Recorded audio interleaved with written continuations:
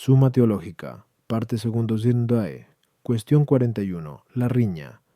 Viene a continuación el tema de la riña. Sobre ella se formulan dos preguntas. ¿Es pecado la riña? ¿Es hija de la ira? Artículo 1.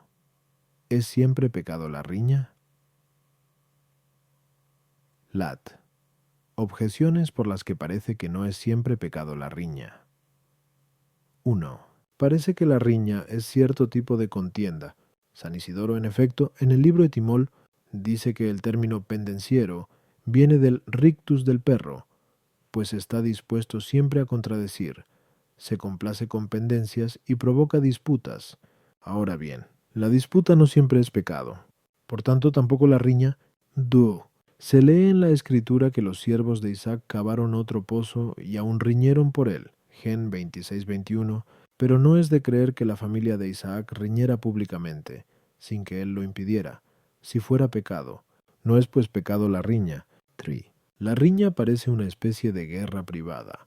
Pues bien, la guerra no siempre es pecado. En consecuencia, tampoco la riña. Contra esto está el hecho de que el apóstol considera a la riña entre las obras de la carne, diciendo que quienes las hacen no poseen el reino de Dios.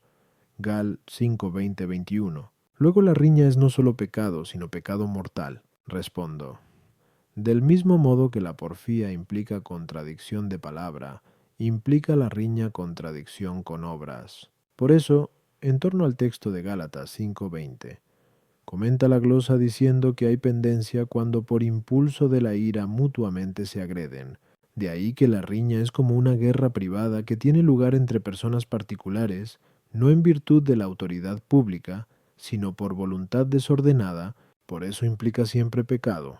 Es pecado mortal en quien ataca a otro injustamente, ya que inferir daño a otro, llegando incluso a las manos, no se da sin pecado mortal. En quien se defiende, en cambio, puede darse sin pecado, pero a veces es pecado venial, otras incluso pecado mortal. Esto depende de los sentimientos que le animen y de la manera de defenderse. En efecto, si se defiende únicamente para repeler la injuria inferida y lo hace con moderación, ni es pecado ni se puede llamar propiamente riña por su parte, pero si se defiende con espíritu de venganza y de odio, rebasando la moderación debida, es siempre pecado. Será pecado venial cuando va mezclada de un ligero movimiento de odio o de venganza, o no excede mucho la debida moderación. Será, en cambio, mortal cuando se lanza contra quien le ataca con ánimo decidido, a matarle o a perjudicarle gravemente. A las objeciones. 1. Por riña entiende San Isidoro no solamente la disputa. En las palabras aducidas de San Isidoro, hay tres cosas que indican el desorden de la ira. La primera, la propensión del ánimo a porfiar. Esto lo indica en las palabras siempre apercibido a combatir, es decir, independientemente de que otro le diga o haga bien o mal. Segunda, la complacencia en contradecir, por eso sigue y se deleita en la querella. Tercera, la provocación de otros a la riña lo expresa en las palabras incita al contradictor. Toa. Este texto no da a entender que los criados de Isaac riñeran, sino que se alzaron contra ellos los habitantes de la comarca. Por eso fueron ellos quienes pecaron, no los criados de Isaac, que sufrían la calumnia. Tris, según queda expuesto. Quíos 41. Para que haya guerra justa, es preciso que se haga con la autoridad del poder público. La riña, en cambio, se produce por afecto privado de ira o de odio, y así, si los agentes del príncipe o del juez con poder público agreden a unos y éstos se defienden, quienes riñen no son aquellos, sino los que se oponen al poder público. En consecuencia, no riñen ni pecan quienes atacan, sino quienes se defienden injustamente. Artículo 2. ¿Es la riña hija de la ira? Lat. Objeciones por las que parece que la riña no es hija de la ira. 1. En la Escritura se lee: ¿de dónde proceden las guerras y las contiendas entre vosotros? ¿No es de vuestras pasiones que luchan en vuestros miembros? Gal 4:1. Pues bien, la ira no pertenece al apetito concupiscible. Luego la riña no es hija de la ira, sino de la concupiscencia. Da. Se dice en los proverbios que el jactancioso y el desenvuelto suscitan litigios. Prov 28:25. Ahora bien, según parece, Riña y litigio se identifican. Por tanto, la riña es hija de la soberbia o de la vanagloria, a las cuales compete jactarse y andar desenvueltas. 3. Se lee también en los Proverbios 18:6 que los labios de los necios promueven contiendas. Pues bien, la necedad difiere de la ira, ya que no se opone a la mansedumbre, sino más bien a la sabiduría y a la prudencia. Por tanto, la riña no es hija de la ira. En otro lugar de los Proverbios se dice que el odio levanta pendencias. Prov 10:12. Pero el odio, según San Gregorio en 21 moral, y nace de la envidia. La riña, pues, no es hija de la ira, sino de la soberbia.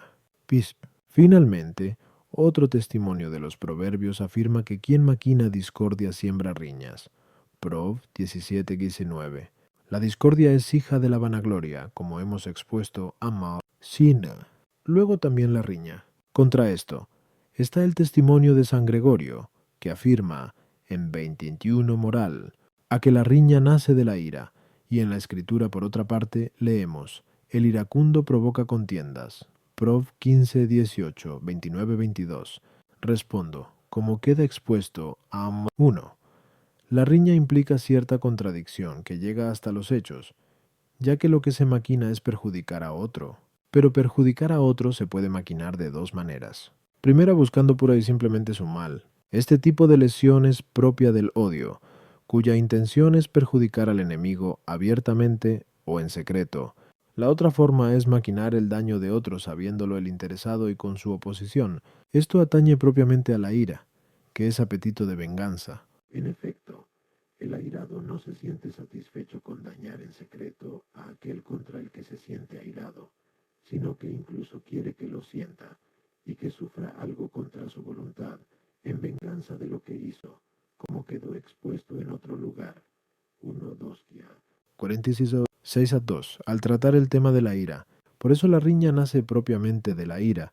A las objeciones 1, como hemos expuesto en otro lugar. 1 2 Vincinga 1.